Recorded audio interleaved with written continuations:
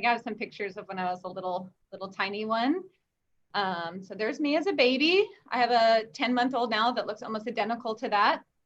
But here's a couple cute little pictures, and the picture of me in the pool. I was always outside. I was always with cousins, and one of my aunts sent me this picture when I started working on the boats looking for turtles. And she said, well, when you were little, you were hanging out in a turtle pool, hanging out with boys in a bathing suit. So you're basically doing the same thing.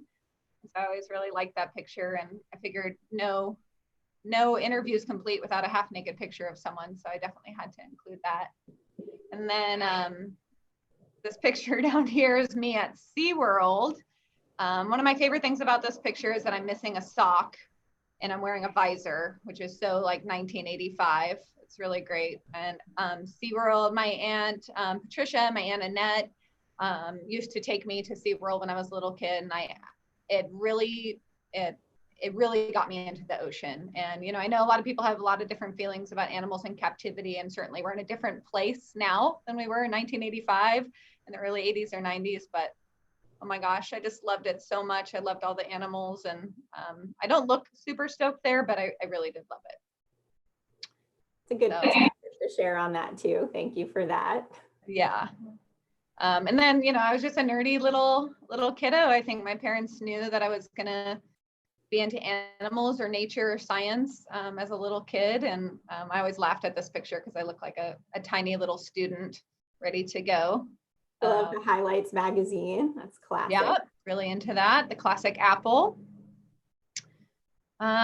So when I went to graduate school, which I'll talk about later, I studied sea turtles, and I wrote my master's thesis on sea turtles. And this is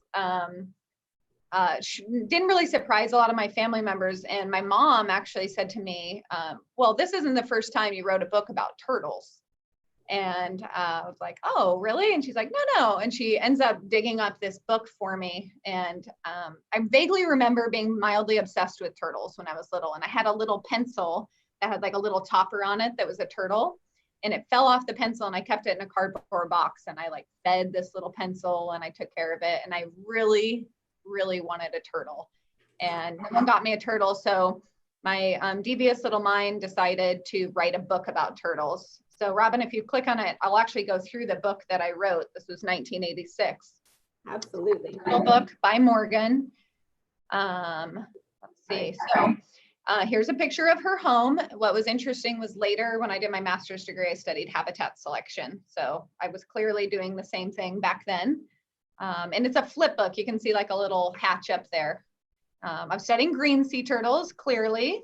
That's supposed to be my hand feeding the little sea turtle. And I would go on later to taking care of sea turtles in a facility in South Florida during my graduate career. So I was basically doing the same thing. Please come in. Here's a little flip door. I was into hospitality then, just as I am now. So welcoming people in. And then here's my little turtle snoozing in its little bedding. And then years later in 2016, I wrote my master's thesis about sea turtles and sargassum seaweed as a habitat. So it's basically the same book that I wrote. So no surprise. Yeah, Robin, if you have questions, let me know. Otherwise, I can just tell you about these ridiculous pictures. Absolutely. I mean, basically, you know, I think I'd love to hear about the journey that you got there. You know, as I mentioned, a lot of people kind of think I want to work in marine science. For me in particular, I kind of thought, you know, just major in marine biology, get a job, and that's not quite how it goes. And sometimes the journey is what leads you to where you end up, and that's kind of a big part of it. So yeah. Keep in mind, you know, along the way, if you have any advice for anybody that's aspiring to a career in one of these areas, that's super helpful. Yeah, definitely. I wanted to include these pictures because they're nerdy reminders of me loving, you know, animals and nature. And I really think my love of biology, of nature, of just kind of exploring came from when I was a little kid and going to the beach. And on my dad's side of the family, we used to do trips to South Florida or to Florida, and we would go to the beach for a week. And I'll never forget my mom, who loves animals. She loves animals more than anyone I know, used to dig her hands in the sand and pick up coquina clams. And if anyone's spent any time in Florida, you've seen the little clams that burrow back down into the sand every time the water washes up. So she would dig her hands in and then hold them in her hands. And I would see them like wiggle down into her hands. And I freaked out. I thought it was so cool. There were animals everywhere. And that kind of latched. There was something about, the seashore that I really liked in those trips. And so, I'm making, shark sand castles and being a total goofball on a snorkel boat. Like these were things that, I did, when I was really young. And when I was in elementary school, I learned all the bones of the body and all the animal groups. And I remember I freaked out my parents once when they told me to stop eating dirty snow in the yard. They said to be careful not to eat the dirty snow. So I got a bunch of Tupperwares and I put snow in the Tupperwares, and then I labeled the Tupperwares of where the snow came from in the yard. And then I let the snow evaporate. And then I looked at the Tupperwares to see which ones were the dirtiest. And then I didn't eat snow from that side of the yard. But the cleanest Tupperware was apparently the cleanest snow. And so I designed this model to know how to eat snow in a yard. And I think I kind of freaked my parents out a little bit, being the little scientist, just so I could eat snow. And now, clever, but those types of experiments probably sound like something for anybody that still has snow around that they might want to be doing or encouraging their kids to be doing. You should definitely check the dirt and other contaminant levels of your snow wherever you are. And I grew up in Colorado. So, I was more familiar with terrestrial animals and pika and bighorn sheep and, animals like that, not necessarily marine biology. So for marine biology and SeaWorld and the people that rescued animals and taught people about animals there was kind of far-fetched. Like, how would I ever do anything like that? I'm from Colorado. But I loved going to Florida. I loved going to the tropics. I loved doing stuff like that. And prior to going to University of Colorado, when I was in high school in Broomfield, Colorado, my parents encouraged me to go to, we called it whale camp. And it was a camp in the San Juan Islands off of Seattle. And we'd been on some whale watches there. And I totally freaked out because I saw orcas for the first time. And I don't think I have a slide on that one. But there was this girl on this boat and she totally spazzed out about whales. She was up there. She was a naturalist. She was, really stoked about animals. And I thought, I want to be that girl.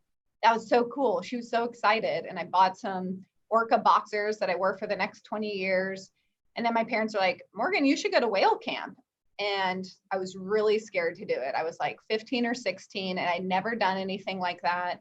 And I remember asking a friend, should I go and do this? And they were like, oh no, I would never do that. And just by their response, that made me want to do it. And I was like, well, I don't want to be that person. I want to go do stuff. And so I went to this camp. I flew in on a little plane that landed on the water. I camped on Spiden Island for 2 weeks. I had an orca swim under my kayak. Wow.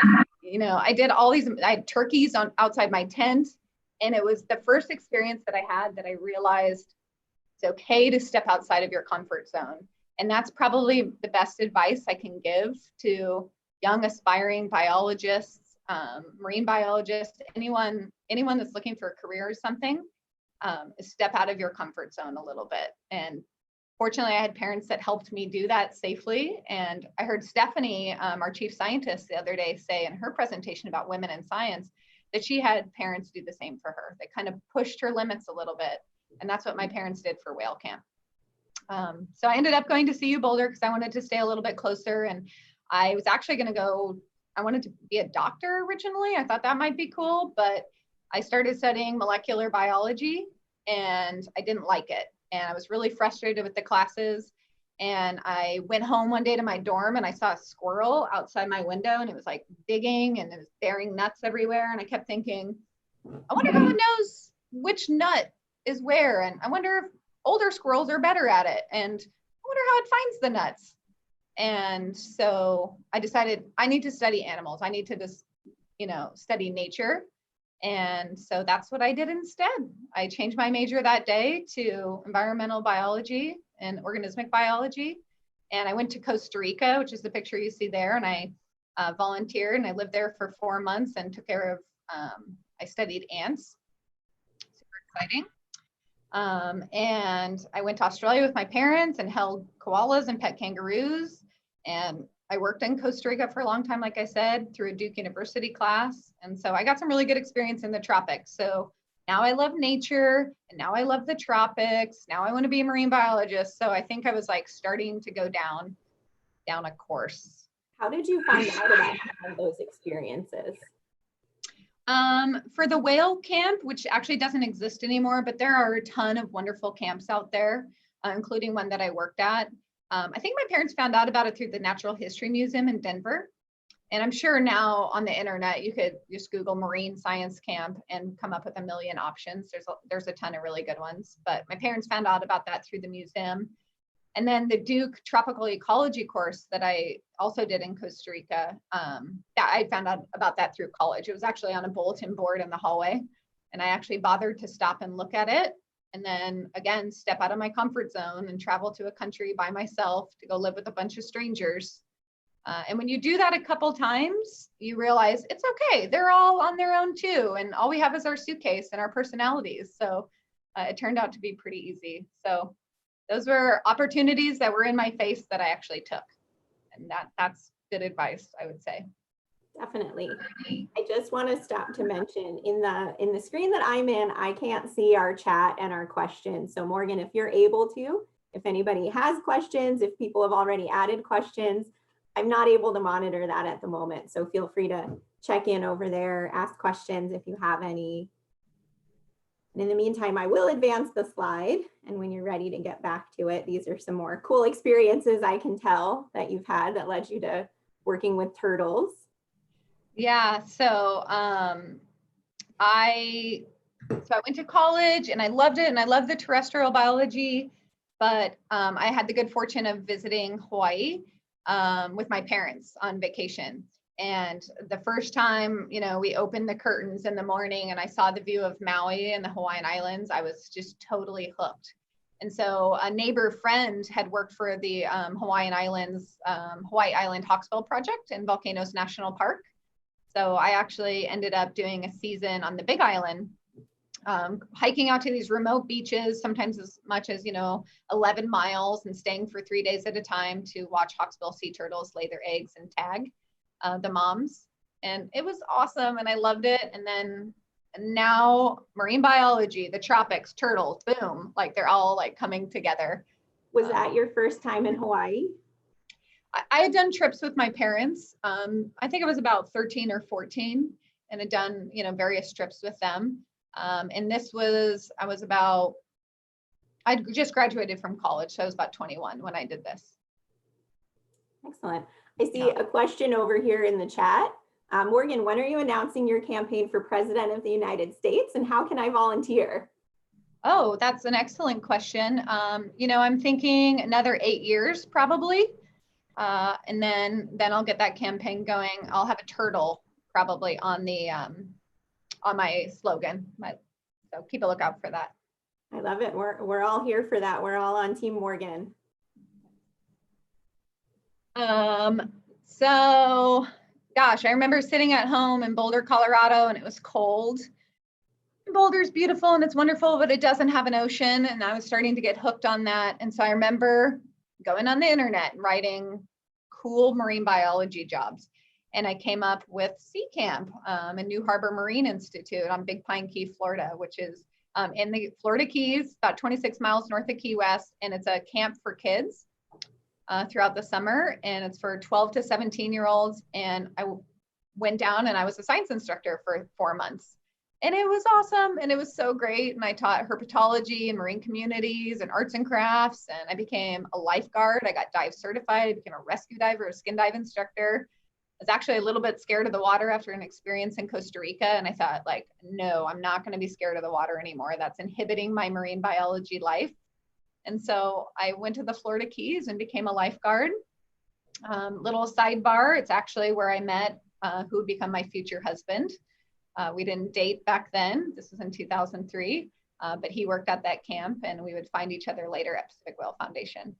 And all of that was from a Google search randomly for cool marine science camps? I just typed cool marine science camp. And it's cool. We've had a lot of staff members at Pacific Whale Foundation that have either worked at Sea Camp or went to Sea Camp. It's a really great camp and it's one of so many. And I think if you just, Google marine science camps and then you take the leap, you'll go hang out with kids that are passionate kindred spirits that love doing this stuff. And that camp was so fun. I would have loved it as a kid.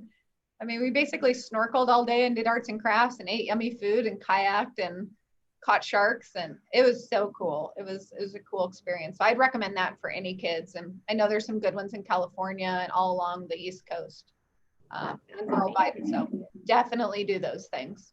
I saw London raise their hand. If you have a question, you can send that to us in the Q&A or in the chat, and Morgan will be happy to answer it for you. So yeah, I would definitely recommend Florida, but Florida wasn't perfect for me because I love the ocean, I love the tropics, I love turtles, I love marine biology, but I also still love Colorado, so I needed some mountains. And so I spent, the next couple of years like getting in the ocean, diving as much as I could, snorkeling as much as I could. And I would definitely recommend for anyone interested in marine biology to get dive certified, or at least be very comfortable snorkeling, because there's so much to explore underwater that you can just have some really cool experiences. And the picture of me holding onto the pole is in Indonesia, and that's some of the best and most amazing diving I've ever seen, the most diversity in life. And so I highly recommend getting dive certified just so you can see what's under there. Great recommendation. So London, I'm curious how long you've been doing this. So your current position, which we didn't focus on too much today, but how long have you been doing that? Or even when did this kind of journey start? The pack whale journey? Yeah, I guess either one, but we'll kind of get there, but yeah. Yeah, so I have been working for Pacific Whale Foundation, Pack Whale Eco Adventures for, it'll be 12 years in May. And I moved from Florida to be here, and I started as a naturalist on the boat, and I'll show some pictures of that. And I worked on the boats for 6.5 years, and I loved it. I was out there doing whale watches, snorkel trips, leading guided reef tours, talking to people about, our different campaigns and how they can join us in the ocean conservation movement. And we carry, over 300,000 people a year. So it's such a tremendous platform for a young, nerdy biologist, a passionate soul, to go out and talk to people. And I really felt the tremendous power of that. And I definitely stood on my soapbox and taught people, all I could, mostly about turtles. That was the biggest thing I talked about. So I worked on the boats for 6.5 years, and then I was too pregnant to work on the boats anymore with my first baby, Kailea. And so I got relegated to the office full time into a wonderful position, taking care of our naturalist and pursing staff. And I've been doing that ever since. Excellent. And that's a great segue. Actually, London added to that question, is this fun to you? And what do you do? Do you take care of marine animals? So I kind of know your question about taking care of marine animals, but that might be a good segue to this next slide. Oh, I missed one, almost. I'll hop over for now, and if you want to go back there, we'll go back. Oh, yeah. So after I went to, so we can talk about grad school. So I did a bunch of stuff, and then my dad said, Morgan, go to grad school. And so I went to graduate school, and I studied sea turtles at Florida Atlantic University. And I'll just quickly say, for anyone out there that's looking for advice on how to pick a graduate school, I can provide some advice there. And it's usually the number one trick I'd say is read papers that interest you, and find out where those people work, and then go work with them. And that's how I found Florida Atlantic. So I worked with sea turtles out in the field and in a lab. So I got to take care of animals there. And I'd done a lot of volunteering. I took care of animals at the Humane Society and wildlife centers before. But this is when I really got my hands like literally on animals, on sea turtles. And then Robin, if you want to go to the next one. Yes. After I graduated, of course, what you do after you get your master's degree in marine biology, obviously, is you go become a primate zookeeper at the Palm Beach Zoo in Florida. So I took a little break from my marine biology path to do a job that I always wanted to do. And honestly, I think of this job so much because it was just so fun. And Robin's actually worked at the Palm Beach Zoo as well. So we never overlapped, but we walked the same grounds. We know the same sloth. That's Wilburina. Yeah. And so I became a primate zookeeper, and I took care of red ruff lemurs, which you see hanging on my arm there. which is a type of primate, and then Wilburina, which is a sloth, not a primate, but related to anteaters and armadillos. I took care of prairie dogs, I took care of peacocks, I took care of deer and birds, and it was just the best job. And I got exposed to a lot of science and more teaching and more presentations.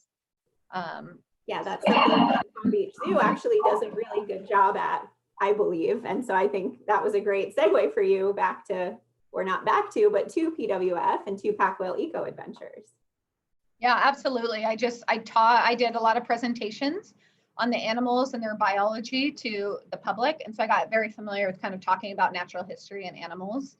And it was just kind of fun being the nerdy zookeeper that have all the treats and could feed all the animals. And it was a really fun job. I definitely recommend, if you love animals, volunteer at humane societies, volunteer at wildlife centers, volunteer at farms. You can volunteer at zoos a lot. There's, I don't know, Robin, did you do the camp at the Palm Beach Zoo? Yes.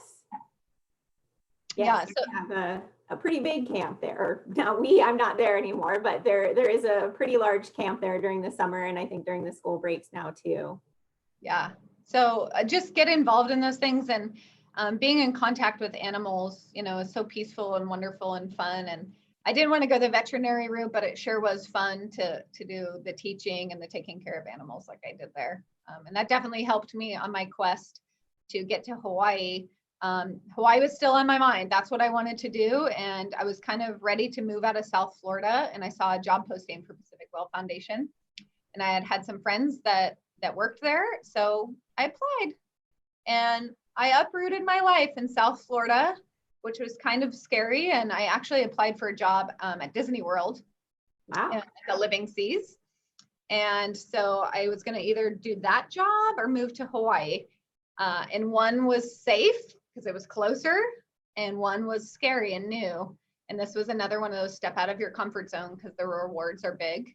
And so with the help of my family, my parents, they helped move me to Maui. And I started at Pac Whale Eco Adventures 12 years ago. And so there's me teaching on the boat. And you can see me in front of a crowd. I was doing our coral reef and fish ecology presentation. And I love that picture because, if you had the ability to zoom in, there's so many stoked people in that picture. They're just like, coral polyp, oh my gosh, it's so amazing. And it was so fun to work on those boats. And so now I get to take care of those staff that do that now. And I get to support them and make sure they have all the tools they need to be excellent naturalists. So that was so fun. I love that. I kind of miss it. And we're so excited to have you. And your enthusiasm was contagious when you were out on the vessels doing things like that. But you're also a great asset in where you are now. Thank you. So I have a couple more questions here from London, which you may have touched on or will as we go past. Do you like this amazing job? And how do you breathe so long underwater? Also, how do you take pictures under the water? Yes, I love my job. It's absolutely amazing. My favorite part are the people that I get to work with. We're all just total science nerds in the best, sense, that we just love nature. And every time we're together, here's some pictures of some people that I worked with. We go out and we love nature, and the people that I work with now, they're just going out and doing amazing jobs every day. So it's just the best place to be. And every day you go home with the warm fuzzies. And, I get to work with people like Robin in the education department, who does these amazing ocean camps, and Keiki Whale Watches, which is one of our really amazing programs we do every year. And you just think like, this is totally worth it. This is exactly what we should be doing. And there are a lot of jobs that you just go to a job, but this is one that feels like real warm and fuzzy. And how do I breathe underwater? Was that the question? Yes, how you breathe so long underwater. Yeah, so I can hold my breath for about 45 seconds underwater unless I see a sea turtle. And then I get pretty distracted, and then I get that, oh my gosh moment when I need to get back to the surface. So I can go about a minute and a half if I'm watching a sea turtle. My husband, who I met at Pacific Whale Foundation, he can hold his breath for about 2 minutes, and he's like a dolphin. There he is. So he is also an ocean nerd. This guy can hold his breath for a really long time. He'll dive down. I'll come down and see him. Then I'll go back up. Then he'll invite me back down, and he's still looking at stuff. It's pretty incredible. And He happens to be, his name is Josh, and he's the longest running naturalist at Pacific Whale Foundation. So he's actually going on 16 years of narrating whale watches and teaching people about the ocean. And we're such ocean nerds, we had to think like, where do two ocean nerds get married? And we checked out some hotels, and they're expensive, and like, where do you put your money? And it's such an event. And so we got married at the aquarium. And gorgeous. Yeah, and my dress was meant to look like water, and I have a cool sash on my stomach with sea turtle beads, and there's sea turtles in my necklace. And actually, for one of my pictures that I didn't put in, I was holding a sea turtle instead of a bouquet. And it was just awesome. And so now, now it's home sweet home. And here's just a couple pictures of my kiddos. Kailea is the one in the middle, and Kailea means ocean princess loosely. And then I have a 10-month-old right now, Leilani, and as you can see, she gets whale art from me. There's a humpback whale there. I don't know if she appreciates it as much as I do, but she will someday. So absolutely. Yeah, these are my two ocean nerds. Love it. So I've got a couple more questions. Oops, sorry, did I cut you off? Oh, I just want to make sure I got all of London's questions. I think we have one more. So, and this one is related to sharks. Wondering how do you not get bit by sharks, or do you even mess with them? Do you even go near them? Yeah, good question. So I have never been bit by a shark, and I've never even gotten close to being bit by a shark, but I swim in the ocean often. And obviously there are sharks in the ocean. And so they're such an important part of our ecosystem. We definitely need them around. But the important thing is to know how to respect them and give them their space. Most of the sharks that we see around here, particularly the white tip reef shark, that's a really common one. They're total scaredy cat, puppy dog sharks. I was snorkeling on Mala Ramp once, and I was like looking on the bottom, and I ran headfirst into a white tip reef shark. And we both just kind of looked at each other, shocked. And I think I startled the poor guy as much as he startled me. And I make good choices about when I'm in the water. I don't swim when the water's murky or at dusk or dawn, just because that's their place at that time. But swimming with friends and going to, popular snorkel sites with a bunch of people, these are all safe options. And I've actually done some cool shark dives. I've dove in the shark tank at the aquarium. I did a shark dive off of Oahu. I've seen incredible sharks in Indonesia. They're really amazing animals to be near. And I don't think we have to worry about them. They kind of have to worry about us more than we would need to worry about them. Excellent. And I'm glad that we had a question about that. I always like to give sharks some love. We focus a lot on marine mammals, but sharks are really important to the ocean, like you said, and they do deserve a lot of respect and care from us. So that was nice. Yeah, definitely. We've got a great question from Becca. I think this one will be fun for you, although you might have to do a little thinking. 12 years back. Okay. What's one of your favorite memories from your very first season with us? I'm not sure if it was my first season. It was pretty close. But I remember we used to do this trip to Molokini, which is a tuft cone, a crater off of Makena, South Maui. And then we would make the long trek over to Lanai, island of Lanai, which is across from Lahaina, essentially. And this was such a long trip. It was a 7-hour snorkel trip, and oh my gosh, it was beautiful and it was amazing, but it was a long haul.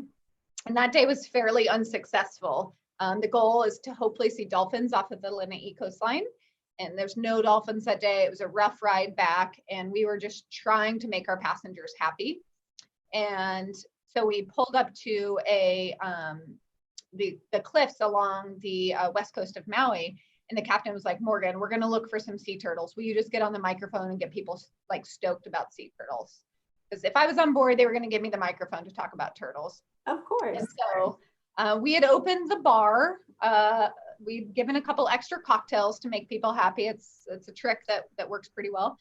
And so people, had an extra Mai Tai in them. And then I got on the microphone and I started talking about mysterious sea turtles and how they're ancient relics, from millions of years ago, and they're true dinosaurs. Do you want to see a dinosaur? And then I went into the story about how 1 out of 1,000 survived to become an adult. And if we see a turtle, we are the luckiest people in the world. Like, oh my gosh, I hope we get to see this total survivor. And then I had polarized glasses on so I could see this turtle come up, starting to come up. So I was like, oh my gosh, we're going to see it, guys. This turtle's coming up. Everyone, and push people over to the side, probably, 60 people. And then this turtle pops up, and it's just a tiny green sea turtle. I mean, probably, a 50-pound turtle, and people freaked out. And there were like lawyers on the bow, like chest bumping and like fist pumping, and they're like, turtle.